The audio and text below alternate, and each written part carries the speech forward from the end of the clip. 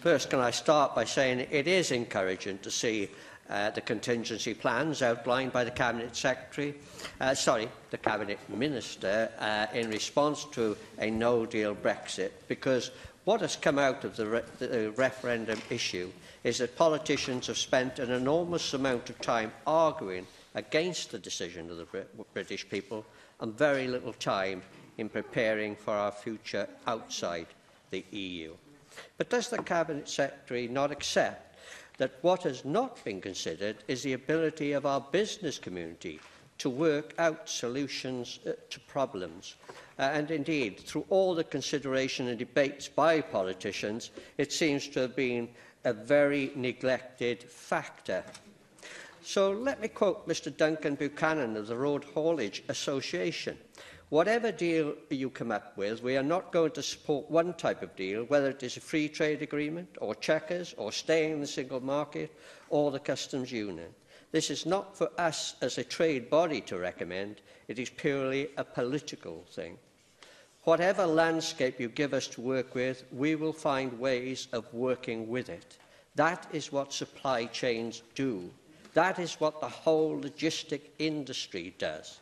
Whether we are in Europe, or we are trading with Turkey or China or wherever, there are systems that can be put in place. Where we are now is the worst of all worlds, because there is no preparation at all. And does the Cabinet Secretary not agree that by far the greatest tonnage of goods entering Europe or the UK is containerised, and that individual containers are not inspected but travel through customs on declared manifests? As the Port of Rotterdam boasts in its port brochure, almost all freight travels through the port by an automated process. This includes freight from all parts of the globe.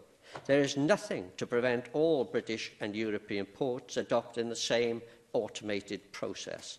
Almost all freight transferred between Canada and the USA is done by an early manifest declarations, allowing for selected cargo checks only. No hold-ups, no huge lorry queues. Scare stories of rotting goods and huge queues at British and Irish ports are just that, scare stories.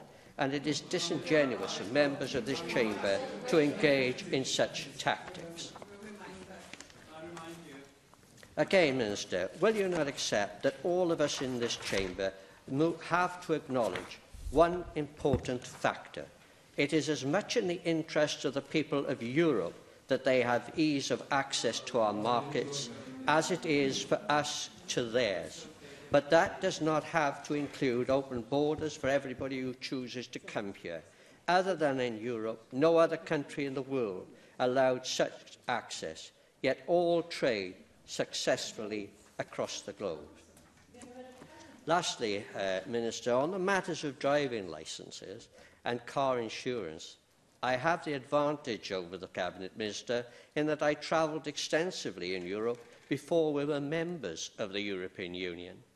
And I can assure him green cards were absolutely no obstacle to travel, and there were no insurance issues.